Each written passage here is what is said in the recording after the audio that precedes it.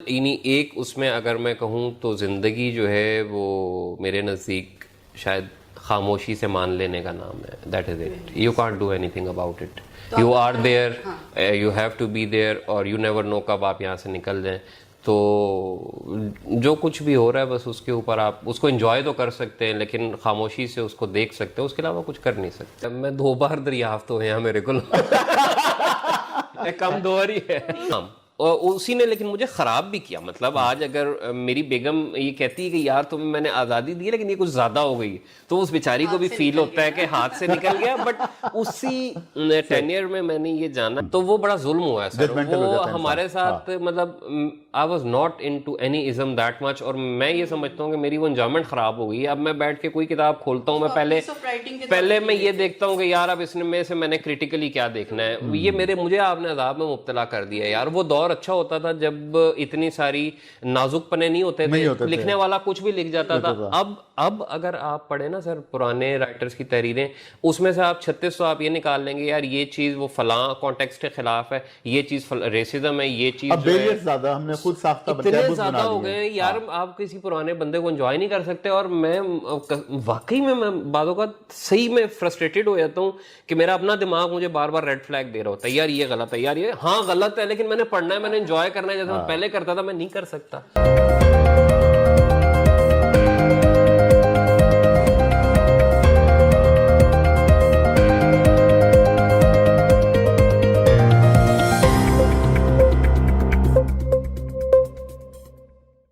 अस्सलाम वालेकुम. रेडियो पाकिस्तान के special video podcast addition TV टॉमचीज के साथ मैं हूं होस्ट सज्जाद परवेज, और मेरे साथ हैं सदफ खालिद जी. और आज जो हमारे मेहमान हैं वो शायद पाकिस्तान में अदबी तारीख की वाहिद शख्सियत हैं कि उनकी शख्सियत से ही उनकी जो किताब है उसका टाइटल निकाला गया, दाढ़ी वाला हसनैन जमाल.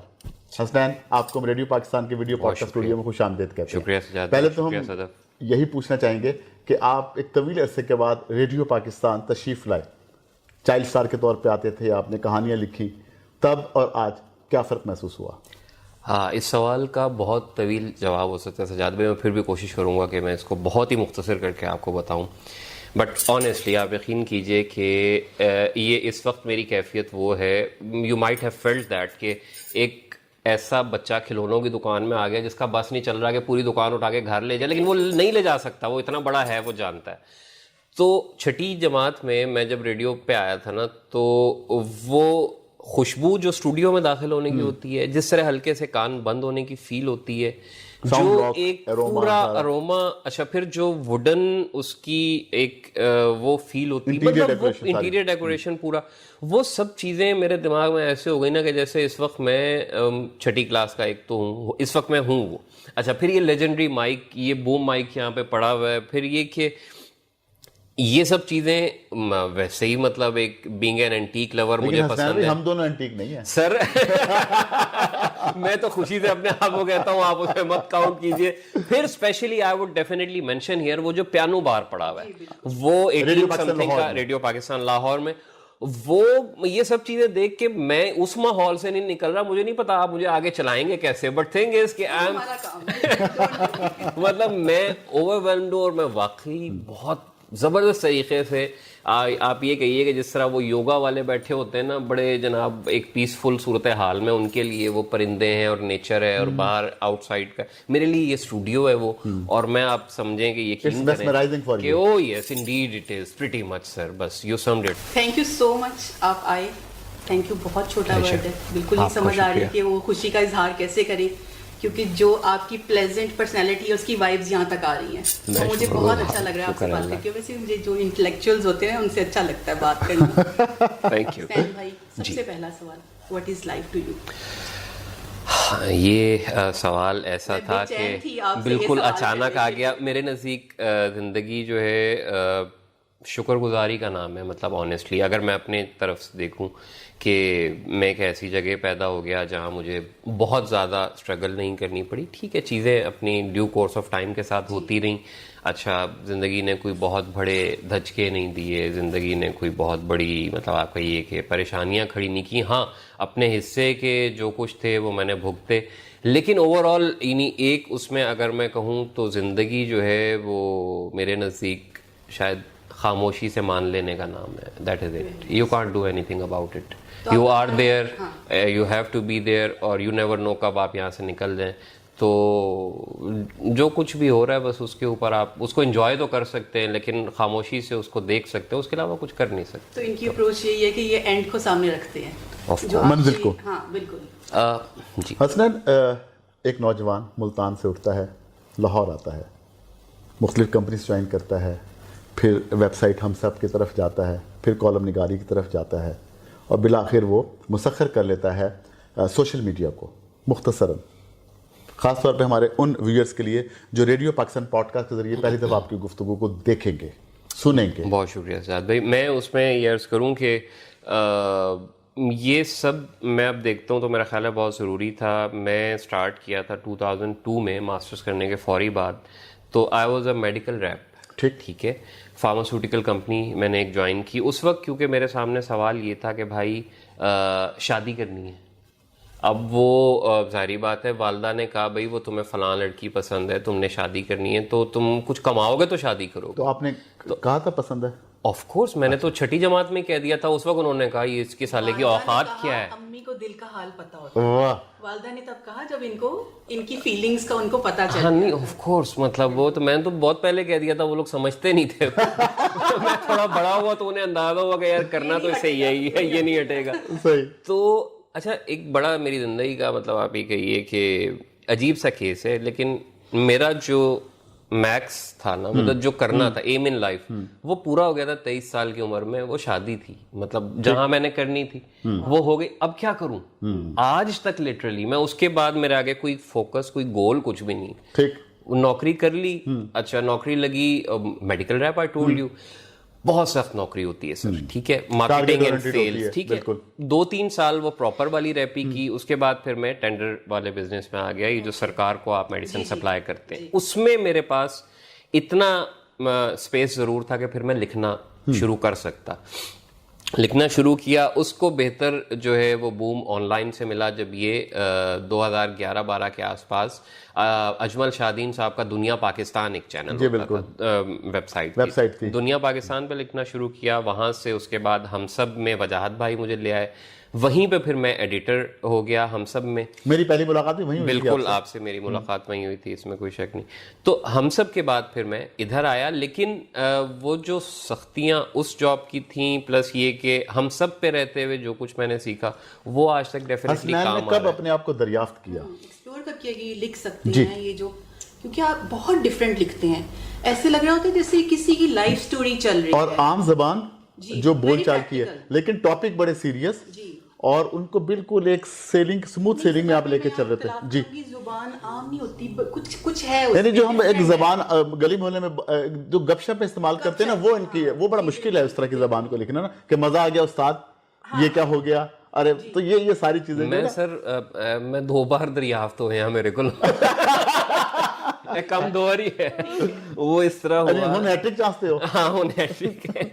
मतलब जो लिखने का मुझे पता चला वो तो ये हुआ कि 11-12 की मैं आपको बात कर रहा था, तो मैंने खाका लिखा मेरे वालिद साहब का, और मैं हर जगह बताता हूँ, वो फेसबुक पे उस वक्त टैग करना बुरा नहीं समझा जाता था, तो मैंने तमाम जितने मेरे पास बड़े बड़े लोग थे सबको ऐड कर दिया। उनका फीडबैक सरप्राइजिंगली बहुत अच्छा आया।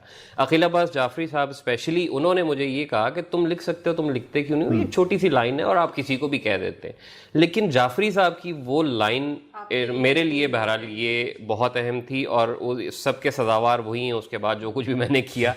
एक तो ये था, हम तो कुछ और पर्सनैलिटीज को भी समझते थे। नहीं वो तो सरदारी बात है, वो 2019 के बाद मैं आपको कहूंगा, ठीक है, बट थिंग इज के इवेंचुअली 2019 के बाद इस तरह से वो एक दोबारा दरियाफ्त वाला सीन हुआ कि मैं मुकम्मल अकेला रहा, इतना अकेला कि मतलब अभी मेरे बैकग्राउंड में गाना चलना शुरू हो जाए तो वो वाला माहौल। वो क्योंकि जॉब मेरी इस्लामाबाद में हुई, मैं वहाँ गया, फ्लैट उस्मान काजी भाई का वो जो उनकी लाइब्रेरी है, मैं वहीं आज तक वहीं रहता हूँ, पहले दिन से जहाँ गद्दा डाला वहीं पड़ा।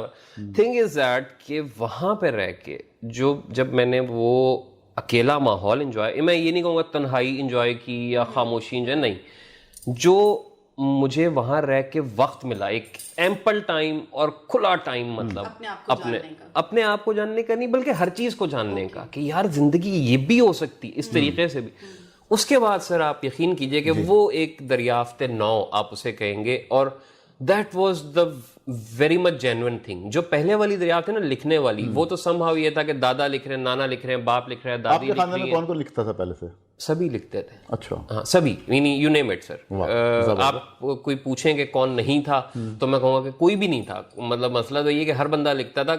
दादा की 2 किताबें थी, नाना की 2-3 किताबें थी, अपना ये फुफो जो है उनके अफसाने नज़में, दादी की, एवरीवन रोट इट। अदबी तौर पे नजीबुल तरफैन थे आप? ओहो अल्हम्दुलिल्लाह, मतलब बिल्कुल फुल टाइम। और उसके बाद फिर ये कि वो एक दरियाफ्त नहीं थी, दरियाफ्त ये थी जो 2019 के बाद जब मैं उस सूरत हाल में कूदा कि अब दफ्तर से आ गए, खाना वाना मतलब जो थोड़ा बहुत पका के, क्योंकि आप रोज बाहर का नहीं खा सकते, खा लिया, अब इतना सारा टाइम है, अब आप क्या करेंगे? उसमें फिर जो मशगले रहे, उसमें जो कुछ रहा, वो सर वो एक बिल्कुल वो। और अगर मैं ये ऑनेस्टली मैं कहता हूँ कि अगर एक मुझे वो फ्लैट ना मिलता, और अगर एक मुझे वो नौकरी ना मिलती, और इस्लामाबाद का वो टूर ना होता, तो आप यकीन कीजिए कि मैं सारी जिंदगी मैं वो 9 to 5 पर्सन ही होता। ठीक। वो उसने मुझे खराब किया। उसी में आपने गोल रोटी पकाना भी सीखी? हर काम।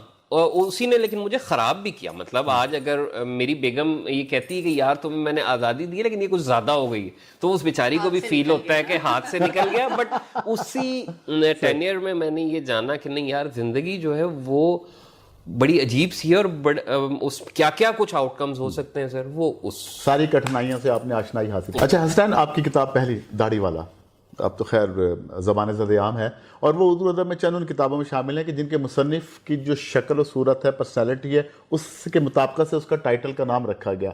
तो ये आइडिया किसका था कि किताब का नाम दाढ़ी वाला होगा?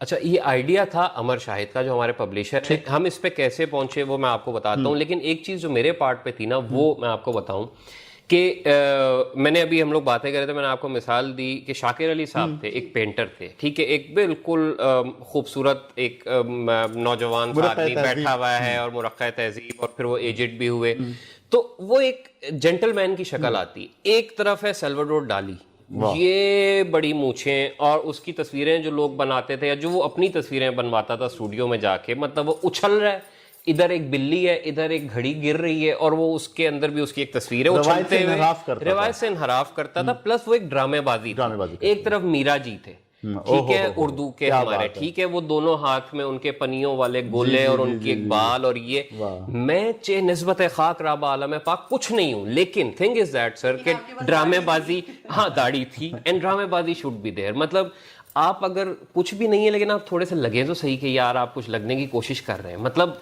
आपके पार्ट से मेरा ख्याल है अगर आप एक आर्टिस्ट हैं और ये चीज़ लैक कर रही है तो ये होनी चाहिए। मतलब ड्रामेबाजी शुड बी देयर। मतलब आप ये देखें, वो हमारे वो कौन से मुसव्विर थे जो हर वक्त पाइप जिनके मुंह में होता था, जिनकी आर्ट गैलरी भी थी, इमाम साहब। अब इमाम साहब का अगर वो एक पूरा अटायर ना होता तो इमाम साहब का एक अच्छे गैलरी सेल्समैन हो सकते थे। मतलब आप देखिए कितने लोगों के आर्ट को कितने एग्रेसिवली वो आगे लेके आए, एक पूरी मूवमेंट उनके पीछे, मतलब वो किंग मेकर थे, ठीक है। लेकिन उस किंग मेकरशिप में उनका एक पूरी तबीयत, पूरा माहौल, पूरा हिसाब किताब, पार्ट ऑफ दैट एनवायरनमेंट। तो मैं हमेशा से ये चाहा था कि भाई अगर मैं कुछ कर रहा हूं तो उसमें मेरी थोड़ी सी अपना एक स्टाइल हो। उस स्टाइल को लेते हुए अमर भाई ने जब गुफ्तगू में ये कहा ना कि दाढ़ी वाला कैसा नाम है, तो हम दोनों व्हाट्सएप पे ही बात कर रहे थे, बट ऑनेस्टली मेरा ख्याल है हम दोनों उछल पड़े होंगे कि यार दिस शुड बी डन, यही नाम।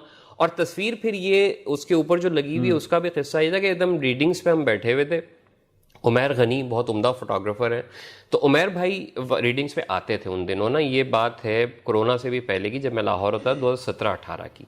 उनके हाथ में कैमरा था, उन्होंने कहा यार हसनैन मैं एक तुम्हारा प्रोफाइल लेना चाहता हूँ। तो नहीं एन मुमकिन है मैंने उनसे कह दिया ऑनेस्टली, बट ये मैं भूल रहा हूँ कि हमें से किसने कहा था। ये वो फिर वो वाली स्नॉब्स वाली बात हुई थी, उन्होंने मुझे कहा मैं तुम्हारी तस्वीर, नहीं हो सकता मैं नहीं कहूँ, बट थिंग इज कि उन्होंने मेरी एक तस्वीर बनाई, वो एक ही तस्वीर थी, लेकिन वो जब मैंने अमर को भेजी कहता यार इस नाम के साथ यही जाएगी, तो इट वाज क्लिक हो गया एकदम। Yes, it was totally Amar Shahid was the person behind this decision.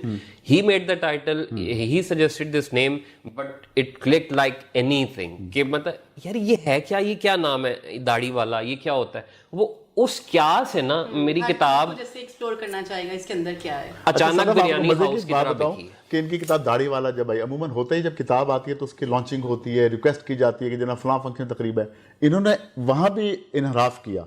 ये सोशल मीडिया पे अनाउंस करते थे कि जून जुलाई का महीना है, 3 बजे मुल्तान में फलां ग्राउंड में मैं मौजूद हूँगा, भाई जो आएगा पानी की बोतल, ठीक है भाई, जिसने आना पानी की बोतल साथ लेके आएगा, फकीर मौजूद होगा।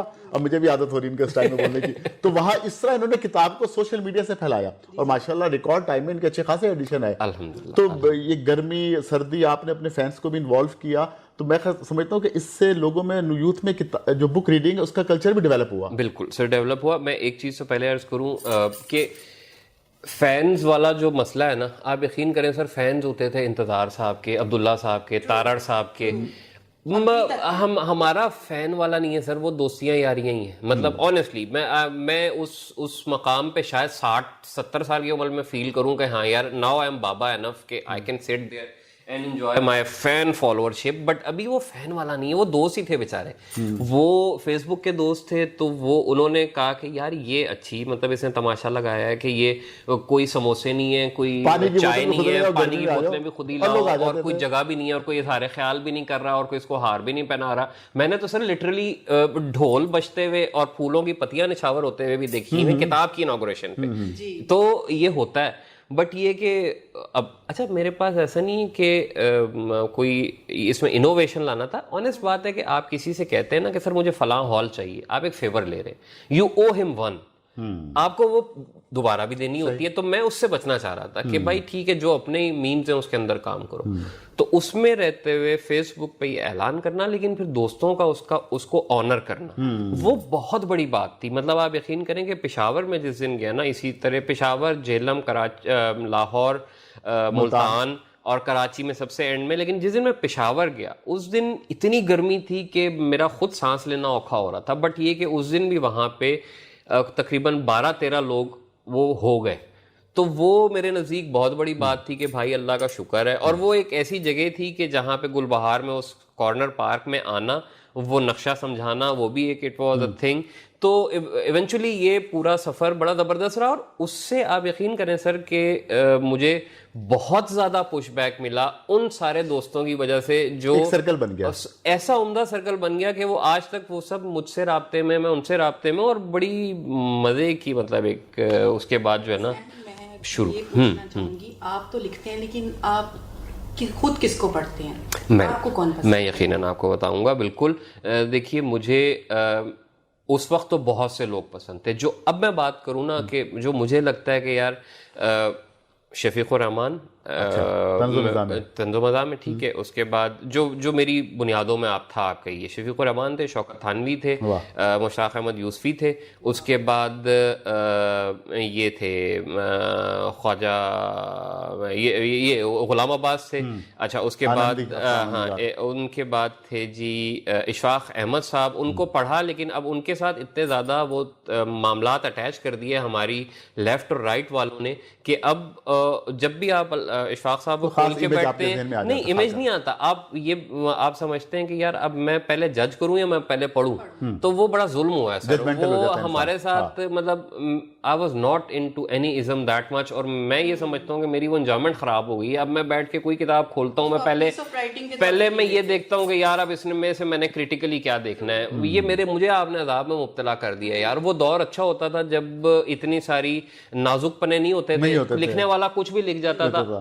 अब अगर आप पढ़े ना सर पुराने राइटर्स की तहरीरें, उसमें से आप 3600 आप ये निकाल लेंगे यार ये चीज वो फलां कॉन्टेक्स्ट के खिलाफ है, ये चीज रेसिज्म है, ये चीज ज्यादा हमने खुद साख्ता इतने ज्यादा हो गए यार। आप किसी पुराने बंदे को एंजॉय नहीं कर सकते। और मैं वाकई में मैं बातों का सही में फ्रस्ट्रेटेड हो जाता हूँ कि मेरा अपना दिमाग मुझे बार बार रेड फ्लैग दे रहा होता है, यार ये गलत है, यार ये हाँ गलत है, लेकिन मैंने पढ़ना है, मैंने एंजॉय करना है, जैसे मैं पहले करता था मैं नहीं कर सकता। सोचते हैं। और इब्ने इंशा भी थे उनमें। तो ये बहुत से नाम है। क्या सोचते हैं जी। लोग अमूमन जब हम गुफ्तगू करते हैं तो कहते हैं देखते हैं, लेकिन आपने किताब का नाम सोचते हैं रखा। सोचते हैं का केस ये था सर कि हमारे जो वीडियो प्रोड्यूसर हैं ज़हीर भाई ने एक दिन हम सोच रहे थे प्रोग्राम का नाम रखना है ना, जो इंडिपेंडेंट में मेरा चल रहा होता है, यार इसका क्या नाम हो हसनैन, कोई इसको देखो यार, कोई यूनिक सा। मैंने कहा दाढ़ी वाला, नहीं तो दाढ़ी वाला तो तुम्हारा ब्रांड है, हम उसको क्यों इंडोर्स करें, मतलब हमारा अपना चैनल है तो हम उसका अलग नाम होना चाहिए। मैं कहा ठीक है बॉस, फिर आप बेहतर सोच ले, मतलब चल यार सोचते हैं। मैं डेस्क तक गया तो उन्होंने कहा सोचते हैं। मैं कहा सोचते हैं, गुड यार, ब्रिलियंट, ज़हीर भाई जिंदाबाद, सोचते हैं। तो दूसरी बार भी जो था ना वो अचानक बिरयानी हाउस ही हुआ है। अब तीसरा क्या एक्सपेक्टेड होगा? देखते यही मैं कहना चाह रहा था कि हमेशा हम कहते हैं देखते हैं, सुनते हैं जी, बस अब कहते यही चलेगा। Let's see. और जो ये कहते हैं ना वो कोई और नहीं कहता, ये मैं आपको 100% इसमें तो कोई शक ही नहीं है। हसनैन कितनी ज़बानें बोल सकते हैं? सराइकी, पंजाबी, उर्दू, अंग्रेजी और हिंद को थोड़ी बहुत, जो पेशावर वाली नमूना हो गया थोड़ा थोड़ा। सर इन्हों छाड़ दो, स्किप कर दो। भाई आपकी एक बहुत जबरदस्त तहरीर थी गुलजार साहब वाली। हाय, आई वांट टू नो वो किस आलम में लिखी थी, क्या और कर फिर दिया जब वो उनका आपने? फोन आया वो भी मैं तो ये बताओ वो लिख कैसे ली? क्या चल रहा मैं था? आपको बताऊं, मैं मतलब एक ये अलमी है, मसला है कि सही हालात में तहरीर नहीं नहीं आती, आती। ये हो नहीं सकता। आपके साथ जब तक परेशानियां नहीं है, बड़े से बड़ा आप देखें फनकार जो है ना, वो गरीब को आप अजाब में डालेंगे तो वो कुछ वो करेगा। जैसे मैं आपको बताऊं सर, अभी ये बड़ी मेरी जिंदगी की आजकल की मिसालों में से, ऊद के दरख्त में से खुशबू तब आती है जब उसको फफूंद लगती है, ओह ठीक है, और it's a very rare happening, तो वो इसलिए इतना कीमती हो जाता है। और वो खुशबू, तो वो गम मनहूस या वो तकलीफें परेशानियां जो वो बेसिकली एक आइडियोलॉजिकल हालात ऐसे बन गए कि उसी में से हमने देखा है कि लिखने वाला या काम करने वाला कुछ करता है ना, हमें जाना दोनों। अच्छा, तो उसमें से नहीं वो भाई जाना का लफ्ज खतरनाक हो गया है, बट थिंग इज कि जाना का गम होता है बाबा, और एक से ज्यादा जाना हो सकती हैं। इनसे आप इनसे पूछे, इंटरव्यू इनका हो रहा है।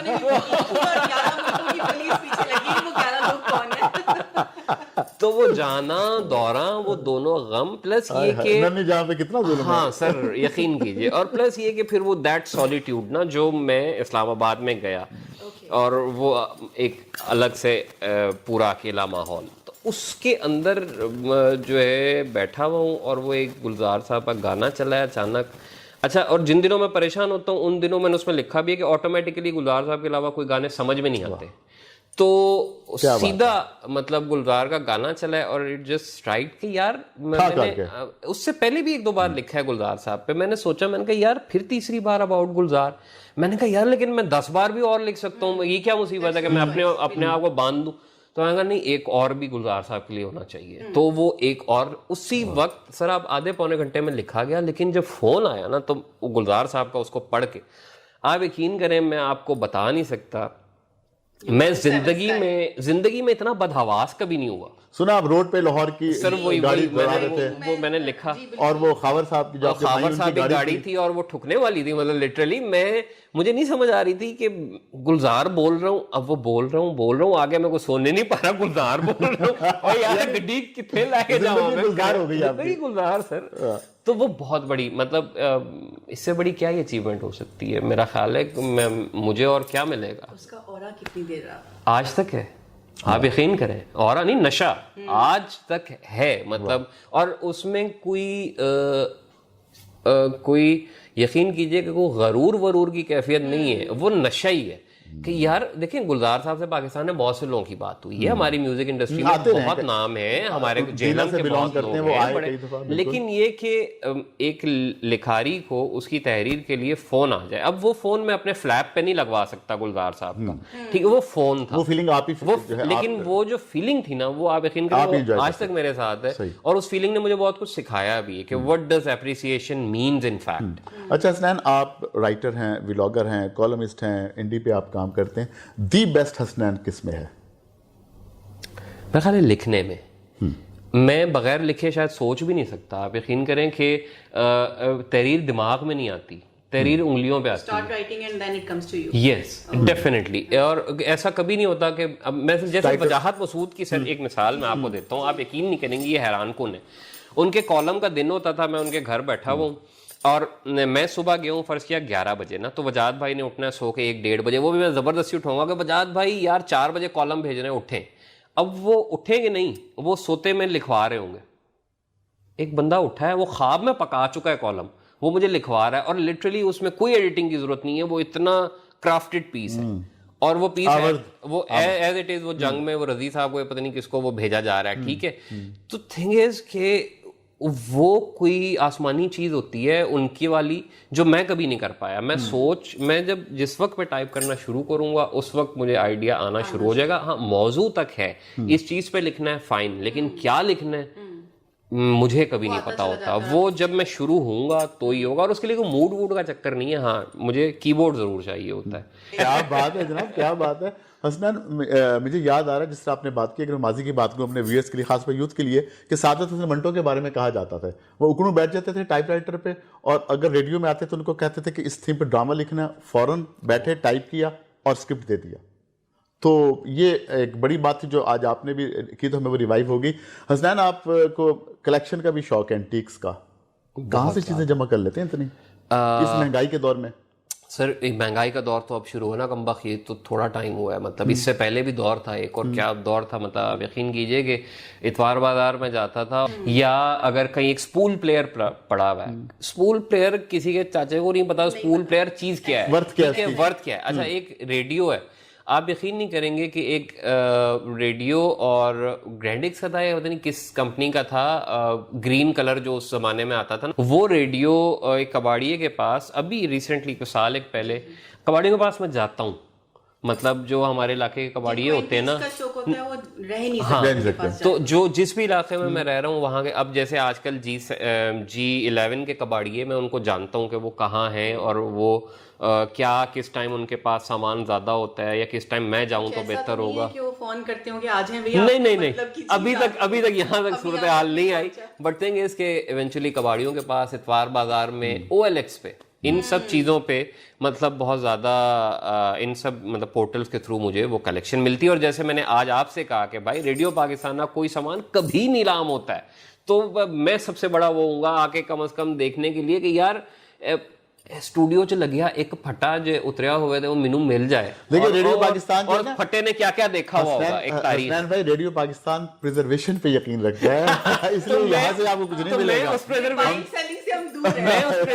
मैं उस प्रिजर्वेशन के अंदर आ जाऊंगा, आप यकीन करें। मतलब लेकिन हम लिस्ट डाउन करना शुरू करते हैं नामों को, आप यकीन कीजिए। और उसमें यहाँ तो इतना कुछ है कि उसमें मामूली से एक दो बंदों को बिठा के जो देखिए हसनैन, अगर जिस स्टूडियो में बैठे हुए हैं अगर मौका मिल जाए इनकी दीवारों को बोलने का, तो आप सोचें इन्होंने कैसी कैसी आवाजें सुनी हुई हैं, कैसे कैसे गवैयों की आवाजें सुनी हुई, कैसे कैसे राइटर, मौसीकार, सिंगर्स, उनकी आवाजें सुनी हुई। खंग खंग का ना तो बुरा हाल हो जाएगा सर, धुआं जितना होगा इनकी दीवारों में, आप सोचे। पहले तो वो नॉन स्मोकिंग का कोई कॉन्सेप्ट ही नहीं था, तो वो इस फोम ने कितनी तो निकोटीन पी होगी।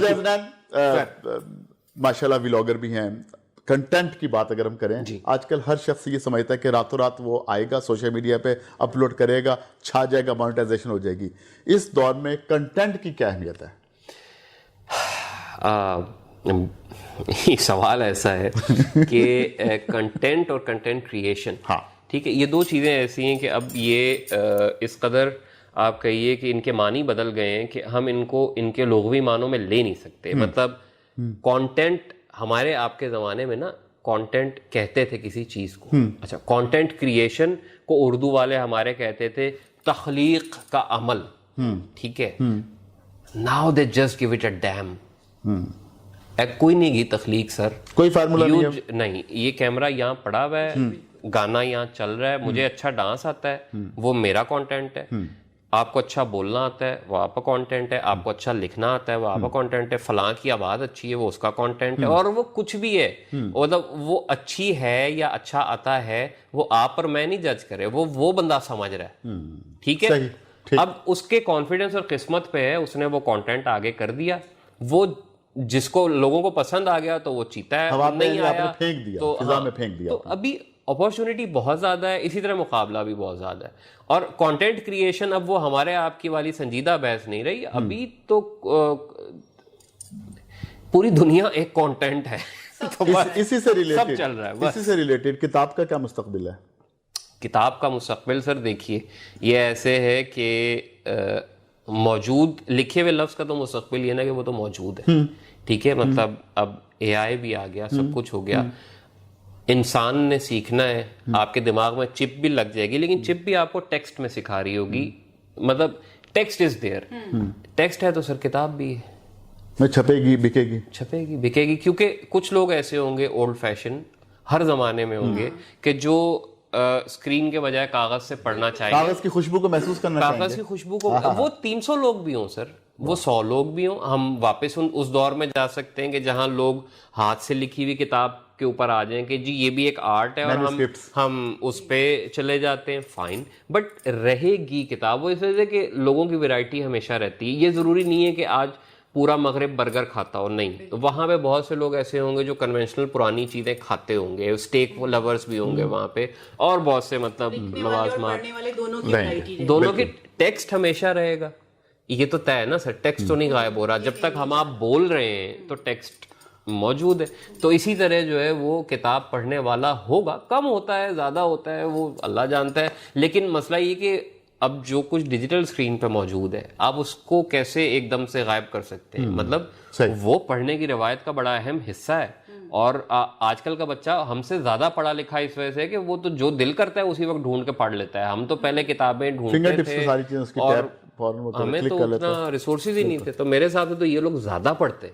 ठीक, ये है। हसनैन, कोई कभी इंटरनेशनली कोई ऑफर किसी ने बुलवाया हो कि हमारे साथ कोलैबोरेट करें, कुछ इस तरह? कोलैबोरेशन की बहुत ऑफर्स थी, बहुत किया भी, बहुत जगह नहीं भी किया, बट सबसे बड़ी जो अहम बात है मेरे नज़दीक वो ये थी कि मेरे इदारे ने पिछले साल मुझे इस काबिल समझा कि एक मेला था फिल्मी जद्दा में, उसकी कवरेज के लिए मुझे भेजा।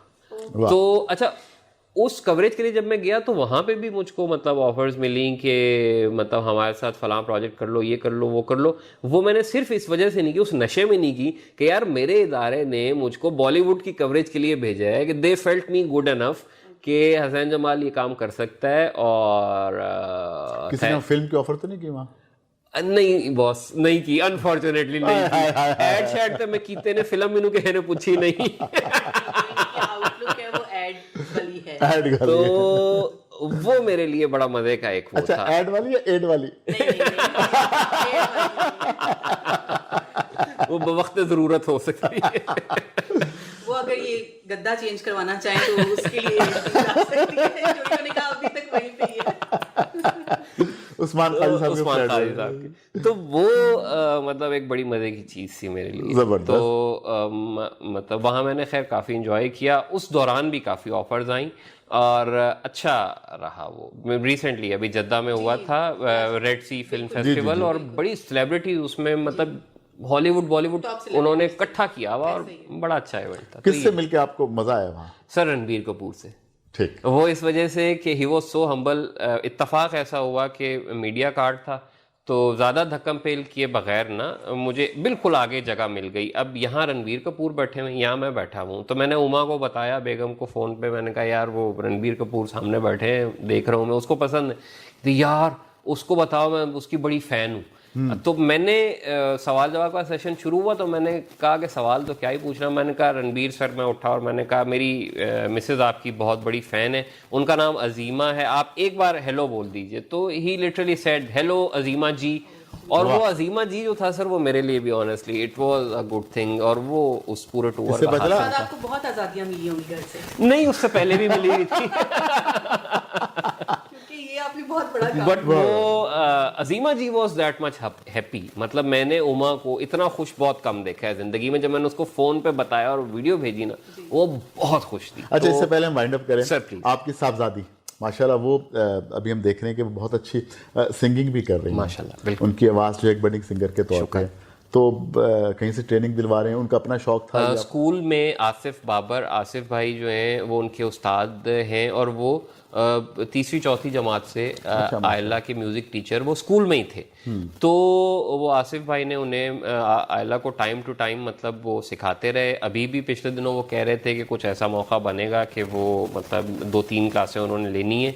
He himself is very pushing आयला के मामले में, और वो बड़े मेहरबान हैं। उनकी बहुत मतलब मैं शुक्रिया एफर्ट्स हैं उनकी, तो वो हमेशा करते हैं। बट होता ये है कि बच्चे को जब आप एक चीज बहुत ज्यादा आप कहें ना यार तू अच्छा कर रहा है, उसको लगता है ये लोग मुझसे ये काम करवाना तो नहीं चाहते। अब आयला को ये लगना शुरू हो गया है कि हम लोग उससे ये काम करवाना चाहते हैं, तो वो अब भागती है कि नहीं मैं नहीं गाना गाऊंगी। ओके फाइन, अब तुम ना गाओ, तुम्हारी मर्जी, तुम्हारा शौक था, हमने थोड़ा ज्यादा सपोर्ट कर दिया, अब तुम्हारा मूड नहीं है। आपने उनको खत लिखा था, वो भी सोशल मीडिया पे बड़ा हिट हुआ। सर बिल्कुल, वो अल्लाह की मेहरबानी है। 7 खत उर्दू में लिखे, उसने एक भी नहीं पढ़ा था। 8वां खत अंग्रेजी पे लिखा था पिछली बर्थडे पर। रोते हुए फोन आया, पापा ये आपने क्या लिख दिया है। मैंने कहा बेटा तुमने पढ़ा पहली बार है मेरी जान, मैं तो 7 साल से लिख रहा हूँ। अच्छा, भाभी को कितने खत लिखे थे? शादी से पहले तो शायद एक आधा ही लिखा हो, शादी के बाद वो भी मंजर आम पे लेंगे, कईयों का भला हो जाएगा। सर वो मंजर आम पे कैसे लाऊं, मतलब वो उन्होंने ही फाड़ के फेंक दिया।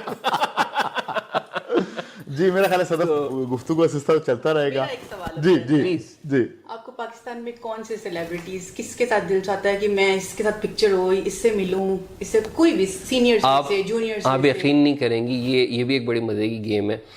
मेरा ना इंतजार हुसैन साहब तक ये बड़ा करंट था और बड़ा ज़बरदस्त जिंदा था कि मैं जहाँ वो जाते थे मेरा दिल करता था मैं पहुंच जाऊं और मैं उनसे मिलूं, तस्वीर खिंचा लूं।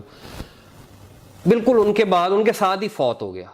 आप यकीन करें कि मतलब उनके बाद मेरा कभी भी वो चीज़ ही मर गई। उस वक्त मैं दाढ़ी वाला भी नहीं था, इंतज़ार साहब डाइड टू अर्लियर, मतलब दाढ़ी वाला किताबें और ये चीज़ें बाद में अब हुई हैं।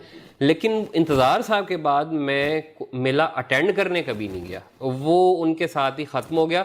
और ऐसा नहीं कि मैं इंतज़ार साहब को बहुत ज़्यादा कॉपी करता हूँ या कुछ, इंतज़ार साहब को मैंने पढ़ा था। वो जो नामों की लिस्ट थी ना, उसमें इंतज़ार हुसैन थे, उसमें ये अपने सवा परवेज़ के अब्बा क्या नाम है, हमीद अख्तर साहब थे, उनमें वो उस फैज़ साहब के जो जेल में उनके साथी थे ज़फ़रुल्लाह पोशनी, उनकी 2 किताबें थी। बड़े लोगों की बड़ी तहरीरें थी, बड़े नाम थे। मतलब वो तो रैंडमली उस वक्त भी आया, अभी भी रैंडम ही आ रहे हैं, लेकिन ये सब चीजें इस सफर में मेरे साथ थी। और यस, इंतजार साहब के बाद वो चीज अब नहीं रही। वो चिड़िया भी होगी ना, श्यामा चिड़िया, वो सर बस श्यामा चिड़िया, वाह वाह, आपको याद है sir, you are the one. Yes, श्यामा चिड़िया को पुकारता आखिरी आदमी, ये उस उनकी ऑबिचुरी का नाम था।